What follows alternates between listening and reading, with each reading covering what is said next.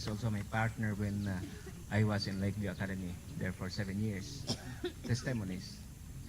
I could still remember the time when this area is still full of, this area is still ranch.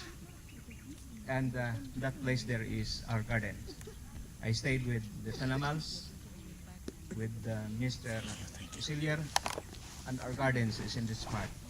Miss Franco is planting Chinese kamunga in this area. And we are planting in that area kangkong also with Mr. Usilier. So when they said, oh, you give testimonies, it's there in Jubilee Park, I will. Because this is the place where I always work.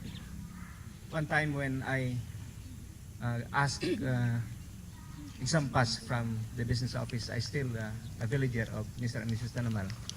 I have an account of 200 pesos. And the DSF did not allow me to take the exam.